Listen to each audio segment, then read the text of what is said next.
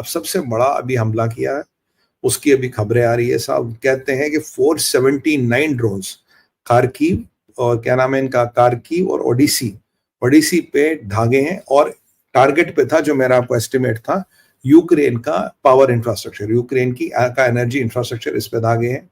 अब 471 ड्रोन और इन्होंने दागे हैं जनाब 20 बैलिस्टिक मिसाइल। तो 471 ड्रोन और 20 बैलिस्टिक मिसाइल से अटैक हुआ है। माना जाता है, इंफॉर्मेशन कुछ नहीं है, जो इधर उधर से इंटेलिजेंस चैटर आ रहा है, वो माना जाता है बहुत कारगर हमला हुआ है।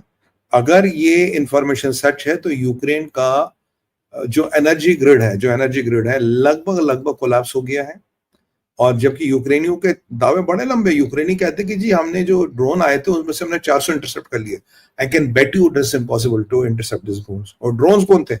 अब तो आपको सुन के हैरानी होगी, Iranian drones, most probably Shahed 1365 Shahed 1365 drones का इस्तेमाल किया गया है। 471 ड्रोन डाले गए हैं। अब ये बैलिस्टिक मिसाइल है, यूक्रेन कह रहा कि 20 में से मैंने 19 इंटरसेप्ट कर दी, which is again BS, which is again big BS. तो अगर ये उन 20 बैलिस्टिक मिसाइल डाली, और दो चीजें थी, मैंने आपको पहले बता, खार्किव हमेशा इनके निशाने पे रहेगा, खार्किव ओडिसी इन पे निशाने पे रहा है। और ये जो रशिया अब नया डॉक्ट्रिन ऑफ हाइब्रिड वॉरफेयर, तो रशिया बड़े हथियारों की तैयारी कर रहा है। रशिया के टैक्टिकल न्यूक्लियर हेड्स निकल रहे हैं। कल एक ब्रिटिश कर्नल, जो एक वहां के एक्स शायद एसएसजी हैं, special services group, yes, British SS, उन्होंने कल कहा कि रशिया आज के डेट में टैक्टिकल न्यूक्लियर वॉरहेड्स डिप्लॉय कर रहा है। और टैक्टिकल न्यूक्लियर वॉरहेड्स का पूरा वो यूज कर सकता है यूक्रेन की कमर तोड़ने के लिए। तो पर मेरा ये मानना था कि even without tactical nuclear warheads, Russia के पास इतना फायर पावर है कि वो वाट लगाए।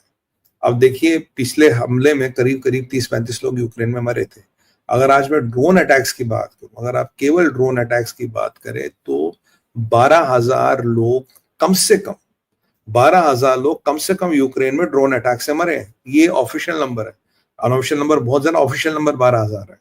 और सबसे इंपॉर्टेंट डेवलपमेंट क्या है कि पुतिन ने और रशिया ने डिक्लेयर किया कभी थोड़ी देर पहले, हम कोई सीज फायर नहीं करेंगे। तो जो सीज फायर के अटकले थे, जो सीज फायर की संभावनाएं थी, जो सीज फायर की पॉसिबिलिटीज थी, उसको सिरे से नकार दिया गया है। Vladimir Putin has said we are not interested in any ceasefire. तो पुतिन, जो आपको मैं कह रहा था कि वो आर पार की लड़ाई करेगा, अब इस लड़ाई को निपटा के ही मानेगा। क्योंकि सीज फायर को लेके पुतिन ने साफ मना करते, भाई साहब सीज फायर नहीं हो रहा और हम ये कहानी जारी रखेंगे। अब आपको लगता है कि क्या यूक्रेन 19 बैलिस्टिक मिसाइल रोका, 400 ड्रोन रोक पाए? नहीं रोक पाएगा, उनकी औकात ही नहीं इतने। अगर उन्हें 20-30% भी रोक ले, बहुत बड़ी बात है। तो यूक्रेन की जो परिस्थिति है ये बद से बदतर हो रही है। अब हमें देखना है कि यूक्रेन खड़ा हो पाएगा, यूक्रेन का पावर ग्रिड चलेगा नहीं चलेगा। अगर यूक्रेन की इतनी ठुकाई पिटाई होगी तो इसका जो मामा है तैयब अर्दोगन, वो क्या करेगा? इसका जो चाचा है कियर स्टामर, वो क्या करेगा? ये लोग क्या करेंगे? Will they jump the gun? What I am fearing, my worst nightmare is somebody might jump the gun. अगर किसी ने अभी गन जंप कर लिया, भाई साहब ओर्शनिक उसकी तरफ आ रहा है, Oreshnik is waiting to hit him. मैंने आपको बताया था पुतिन के पास कितने हाई रेंज मिसाइल्स है, टॉर्पीडोज है, Oreshnik is going to hit him. और लास्ट टाइम पुतिन ने कहा था, जो अभी कुछ 3 दिन पहले अटैक था, उसमें किंजाल को यूज किया था, जो उनका हाइपरसोनिक मिसाइल है, सुपरसोनिक मिसाइल है। अब वो किंजाल जो था हाइपरसोनिक मिसाइल है, अब किंजाल को भी यूज किया गया क्या? इसमें ओर्शनिक यूज किया गया? हमें कुछ नहीं पता, अभी कुछ इंफॉर्मेशन नहीं आ रही। बट जितना पता लगा है कि यूक्रेन में डिवास्टेशन बहुत हुआ है और यूक्रेन का पावर इंफ्रास्ट्रक्चर लगभग खत्म है। और आप सरप्राइज मत होइएगा, मैं आपको बार बार कह रहा हूं, अगर व्लादिमीर ज़ेलेंस्की अल्लाह को प्यारे हो जाए तो डोंट बी सरप्राइज्ड कि मुझे लगता है ज़ेलेंस्की टारगेट पे 3 दिन से ज़ेलेंस्की बंकर में था। और ये जो नेटो वाले ये अध्यादेश जून में कर रहे हैं और ज़ेलेंस्की को बुला रहे हैं, अब पता नहीं ज़ेलेंस्की तब तक क्या हो सकता है। बट ये रशिया का जो मैं स्टडी कर रहा हूं, it's new doctrine. Russia did not react adversely, Russia is not reacting crazy, Russia is kind of going through a very very subtle way. और ये जो ड्रोन वाला वॉरफेयर है, और ये ड्रोन जो है कहीं ना कहीं ईरानियन ड्रोन्स हैं, तो Shahid 1365 is a Iranian drone, उसमें कोई डाउट नहीं है। तो अगर इनको यूज किया गया तो रशिया के ईरान के साथ भी एक अच्छे खासे संबंध है। अब जो इंटेलिजेंस ब्रीच हुआ है जो ईरान ने किया है, क्या इसमें रशिया का हाथ है? क्या रशिया ने मदद की है? क्या वेस्टर्न इंटेलिजेंस वालों ने मदद की है? क्या यूरोपियन ने मदद की है?